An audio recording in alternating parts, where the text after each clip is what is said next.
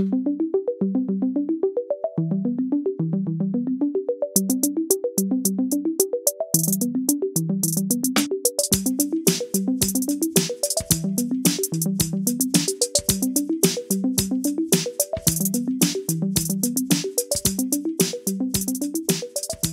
there, what's happening? Welcome back to the Everything 80s podcast. I'm Jamie. Thanks for coming on out. How did the once small art form of hip-hop become music's most consumed genre?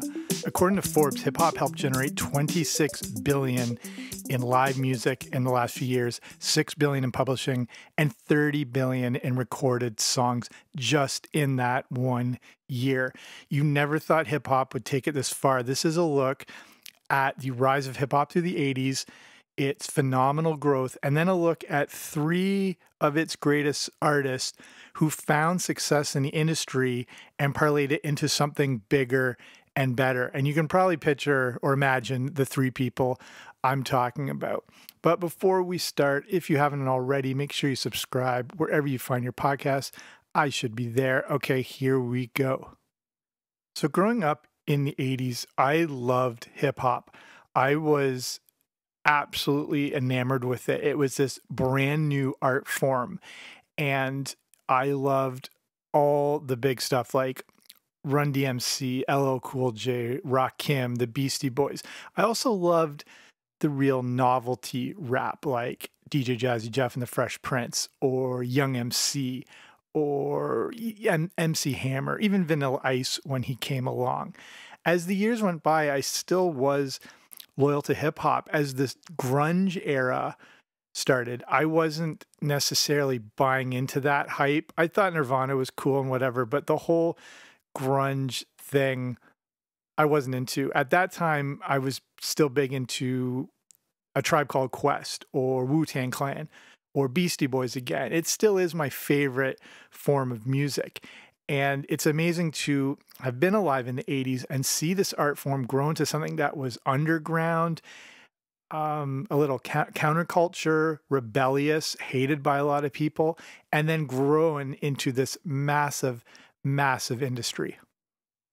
So we'll start in the 1980s and we'll look at a quick look at its origins and then its rapid growth. I mean, there are whole podcasts devoted obviously just to hip hop with 150 episodes covering every little aspect of the genre. So this is, a quick overview. But before we get into the 80s, we're getting into the late 70s. And hip hop, as we know it, originated in the Bronx in New York.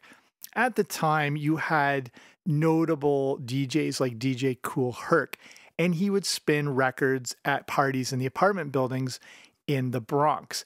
People would just congregate in these areas depending on what building was hosting the party. They had these big common rooms and they just put on these dances. Sometimes they're outside, but if you know New York weather, you can't do that year round. So to keep the party going, there would just be these constant either basement or small room parties and everything like that. Obviously, people were at the party, they wanted to dance. So funk and R&B records were used. Artists like James Brown were always a big hit because his songs featured several musical breaks. And the break is the portion of the song where the lyrics and most of the instruments drop out and it's just the bass and drums remaining. It would be these moments that were most popular at these parties in the Bronx because everyone enjoyed dancing to these break beats. But these breaks in a song, say like a James Brown song, would only be a few seconds long, maybe 8 to 10 seconds at best. DJ Kool Herc realized if he got two copies of the same record, he could switch back and forth between the breakbeats and extend it for several minutes. So that's where you look at the classic turntable setup. You have two turntables and a mixer in the middle. And the little slider is called the fader, and it takes you between two different songs. So now with the two copies of the same record, he could go back and forth between that breakbeat and extend it indefinitely. So usually he would let it run for several minutes, and this is when everyone would rush the dance floor because it'd be these amazing breaks. And if you know some of your R&B history and your James Brown, you know songs like Funky Drummer and the break in that, which is one of the most famous in music history. Another big one was called Apache, and it was by this band called, it was the Incredible Bongo Band. It comes from the original song comes from an old 50s, 60s band called The Shadows, and it was a guitar band. And then this bongo band recreated the song all with bongos. And then the break beat would just include this sort of sample drum Congo pattern. Again, you know it when you hear it. It's one of the most recognizable breaks in history.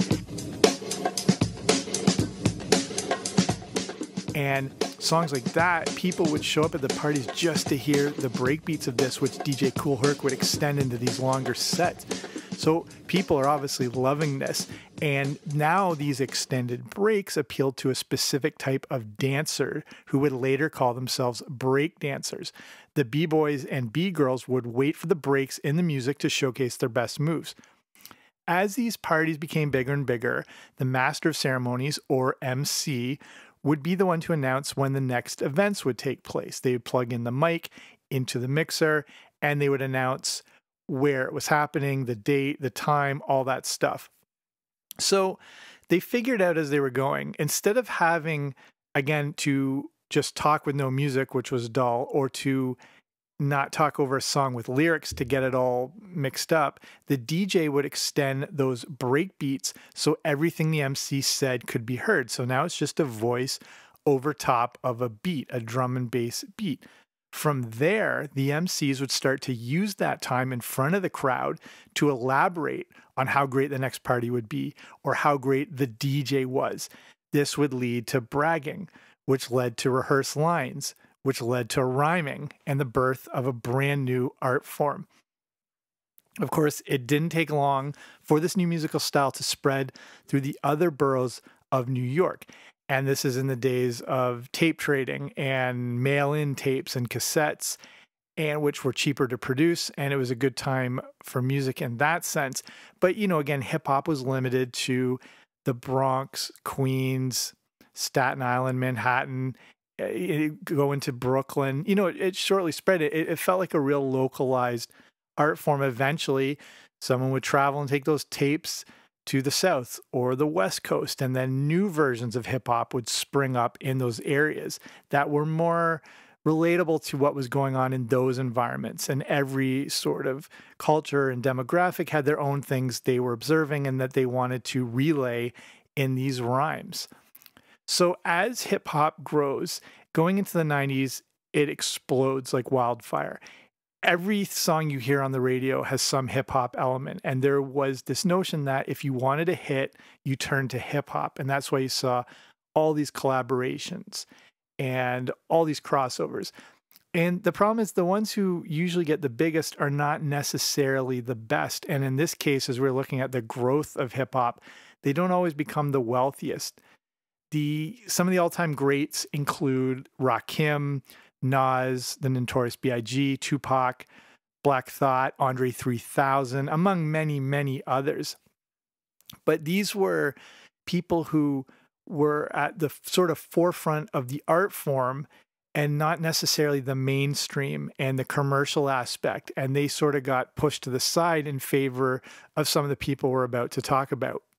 Masterclass, and we're looking at some people who all have their roots in the 80s and in the early days of hip hop and then parlayed it into something bigger. Before we look at them, if we're looking at the modern successful combination between commercial success, critical success, and sort of industry success, like within their peers, Eminem is obviously at the top of the list there.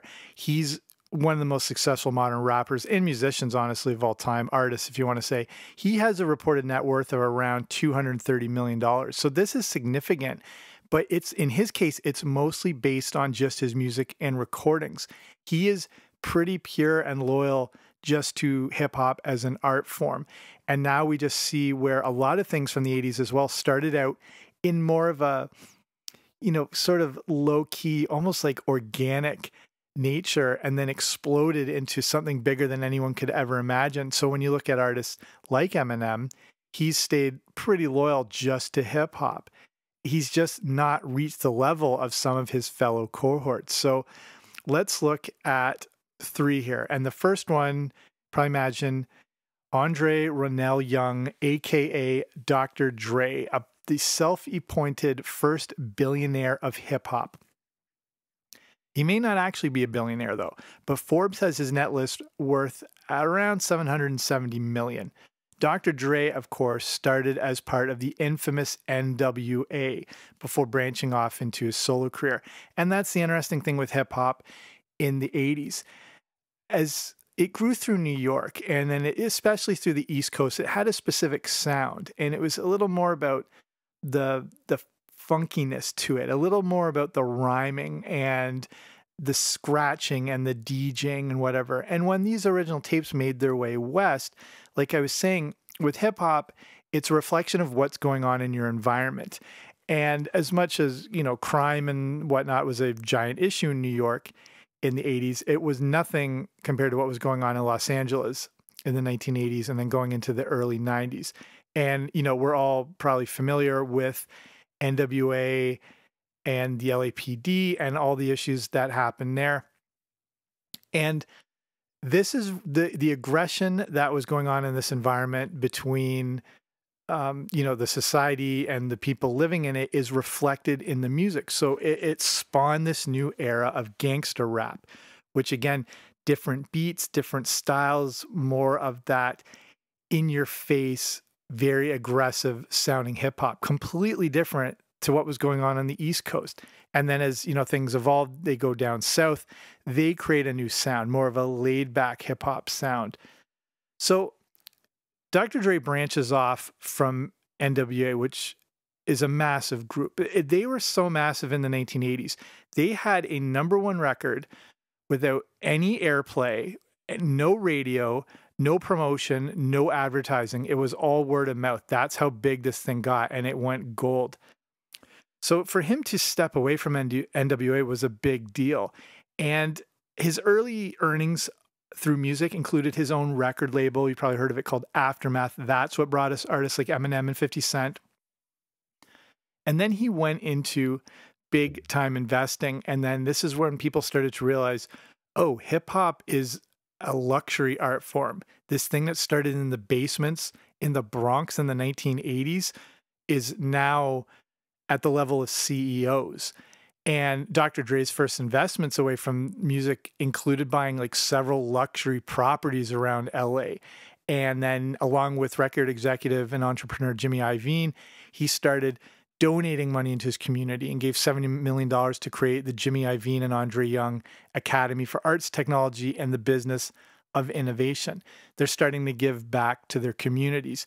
And that's, again, when you know something's been successful, when they're trying to pay it forward and return it to younger people. Then, in 2006, Dr. Dre and Iovine teamed up to launch Beats Electronics. Dre had constantly been receiving endorsement deals through the 80s, into the 90s, early 2000s, but rarely took any.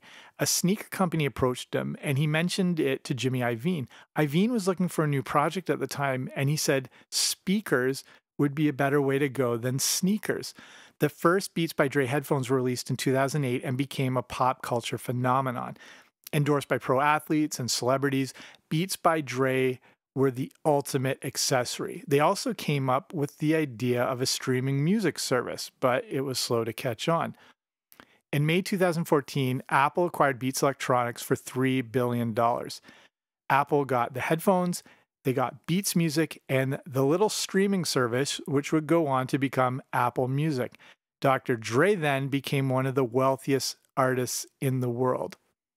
So, side note here, if you remotely like hip hop, or if you like business, or if you like culture and society, especially in the 80s and the 90s, please watch the documentary, The Defiant Ones. I think it's on Netflix right now. I mean, these things jump around quite a bit. This is a 4-part series, and it looks at the similar career trajectories of Dr. Dre and Jimmy Iovine.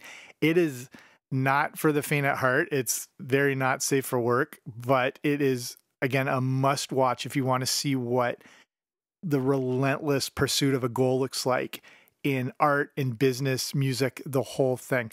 If you think you know what hard work looks like, this documentary actually shows you it. It's incredible. I've watched this thing probably 10 times, and you always take something away from it. Okay, number 2 of the 80s hip hop artists that became absolute music moguls. As we talk about Dr. Dre, he claimed to be the first hip hop billionaire, but that title appears to belong to Sean Corey Carter, aka Jay-Z. Carter, famous, I don't know why I call him Carter, it's Jay-Z, famously started out as a drug dealer in the early 80s, but he also had an affinity for hip hop. After recording his first songs, he used the same approach he learned selling drugs so that he could sell his music. And that's in one of his lyrics where he says, I sold kilos of coke. I'm guessing I can sell CDs. I'm not a businessman. I'm a businessman. Jay-Z, again, one of the most famous rappers and celebrities now of all time, if you think of who his wife is and the ultimate in modern power couples.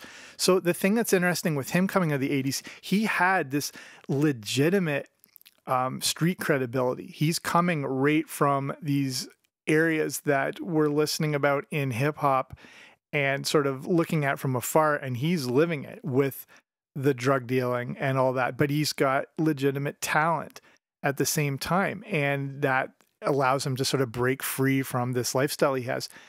Nearly 3 decades of his music have allowed him to become this sort of enterprise unto himself that built this massive wealth. As of 2019, Business Insider has his net worth valued at $1 billion. And this is how hip hop grew from this thing that was happening on street corners and stoops and places through Brooklyn and the Bronx to Jay-Z having a clothing line. He had Rockwear Clothing, one of his first big investments, with the money he made from hip-hop. He co-founded the startup business in 1999, and it was sold for $204 million in 2007. Then his sports investments, he owned a small percentage of the New Jersey Nets in 2003. Then they were moved to Brooklyn in 2012. His influence helped to rebrand that entire image of the team, taking, again, that same stuff from the 80s, from his like street hustling days, and he put it into marketing and branding this team. He only had a small percentage of the Nets, but he sold that portion in 2013 for $500,000. Then he has Tidal Music, the streaming service, which has been the bread and butter of Jay-Z's wealth. He bought it in 2015 for $56 million. They launched the platform as an artist-owned service that had higher streaming quality than competitors. I don't know if you've ever checked it out, whether you're Apple Music or Spotify or whatever. If you ever a chance at Tidal, it is insanely good. I mean, the data downloads are so much higher, and it streams at such a higher like bit rate, but it's crazy good. In 2017, Sprint bought 33% of that company for $200 million. Today, Tidal is worth $600 million. And then hip hop evolved into champagne. In 2014, he bought Armand Brignac, which is part owned by the company that makes cognac and Bacardi and this giant conglomerate. The champagne goes for $125 a glass. And according to Forbes, he's made around $310 million from it. As I was putting this together, I'd seen that Jay-Z had just sold 50% of the company to LVMH, who owns Dom Perignon and Moet & Chandon. Here's what else Jay-Z took his money from hip-hop and invested in. He was one of the big first investors in Uber, put $70 million into that. Then there's Rock Nation Entertainment. He has a $70 million art collection. He has real estate holdings of $75 million. It's crazy. Here's a really interesting thing, is looking back, Jay-Z may be the investment example of the future. This guy who came out of nothing from the 80s. So back in 2010, Jay-Z met with Warren Buffett for lunch. The then 40-year-old Jay-Z and the 80-year-old Buffett had more in common than they realized. Buffett saw the potential with Jay-Z, even though the hip-hop legend was just getting started in the business world. Buffett said that Jay-Z was teaching in a much bigger classroom than he had ever had to teach in. Buffett also said that for any young person growing up, Jay-Z was the guy to look to. Pretty amazing. Okay, last but not least, Sean P. Diddy, Puff Daddy, Diddy Combs, whatever the hell Sean Combs calls himself, he's been one of the most successful people in hip hop. He is a hip hop artist and he's a producer. Then he took the money he earned through the music and Bad Boy Records and turned that into a $740 million empire. One big way he did this was through beverage companies, which is pretty crazy. It seems like every celebrity now has some sort of liquor associated with them, but Combs was one of the first. He started with Ciroc vodka, which has become a sizable piece of his fortune. At its peak, Ciroc was selling around 2.6 million 9-liter cases a year. He also has ownership in a tequila company and this water company. Clothing has been a big part of his wealth. He started the Sean John clothing line. He owns part of the Revolt cable network, all sorts of stuff. Forbes considered him one of the world's greatest business minds, this guy that came from simple hip hop. Combs does this by giving his customers his best, but he wants to service them differently the same way he did with his music. He says that it doesn't matter if it is music or clothing or vodka. He plans to get a return on his hard work. This goes back to when he was 12 years old and started a paper route and before he got into hip hop. Once he saw how to service people and how to do this great job and to get paid for it, he parlayed that into hip hop. And then as a producer into the 80s and the 90s and the 2000s, and then grew this giant thing. So the interesting thing here is that with these, like I mentioned with the all-time great rappers, Dr. Dre and Diddy, Puff Daddy, whatever, never confessed to be elite level rappers. And many of us would say they aren't. They can't hold a candle to some of those people I mentioned. They knew, though, they were mediocre at best, but they made up for that with hard work that they learned in those early days of the 80s when they were hustling and grinding. Jay-Z is one of the greatest of all time. But again, that didn't prevent him from, working hard and hustling either at those early days when they were coming up. What I think these three have done is they've taken the early work ethic that they did with hip hop just for love to spread this new art form through their neighborhoods and through their boroughs. And then they took that and applied it to this bigger picture, this entrepreneurial world. And they leveraged it into something bigger. And, even if it's on a small scale, it sort of influenced a lot of people to do the same thing. And they inspired another whole generation of rappers and musicians and artists and entrepreneurs. And, they all talk about the hard work, going behind their success and having to be willing to work for what we want, looking out for opportunities, being able to adapt when needed. It's just an amazing look at this art form that started so humbly and started from nothing. And now we're talking on this podcast all these years later about these guys being billionaires. I find it an amazing subject. Hopefully you liked it too as I wind down here. Again, thank you for listening. I know there's a ton of podcasts out there, so the fact you're taking the time to listen to this one means quite a lot. If you're interested in supporting a show like this, this is obviously an independently produced show. Speaking of trying to hustle and do hard work, the podcast world is so gigantic. As another example of something that started small, in people's basements and attics is now this billion-dollar industry. And smaller shows like this, it's tougher to compete against those celebrities and those businesses and those giant podcast networks. So I use the platform called patreon.com, which I've spoken about a bunch on the show. And it's a way to support a smaller show like this for a few bucks a month. But there are different audio rewards that come with supporting the show. So there's different tiers and the different rewards. So example, at the Boba Fett level, that gives you access to the Everything 80s Everything 80s Movie Club. Too much music today. And on that show, just for Patreon, I review the good, the bad, and the ugly of 80s movies. If you want to check that out or see some more about it, just go to patreon.com/80s or wherever you're listening to us on. There should be a link to take you to it. There's a few smaller shows I support myself just because I love them. I listen to them all the time. And I know how tough it is to sort of compete against these giant conglomerates. On that note, if you like to support smaller shows, or it sounds sort of counterintuitive here, but listen and follow shows on Spotify, because even though they're a giant, streaming service now, they've really changed their setup to enable smaller shows to be found. And there's different charts and different podcast categories that highlight smaller shows. So when you're checking what's hot, it's not all Joe Rogan and all the same stuff coming through. So if you are looking to discover new shows or, support the other ones, listen on Spotify, just if you like it. But if you like listening anywhere else, no problem. So that's it for me. Thank you for your time. Thank you for listening. Hope you learned something interesting. I will be back soon with a new episode. Don't you dare miss it.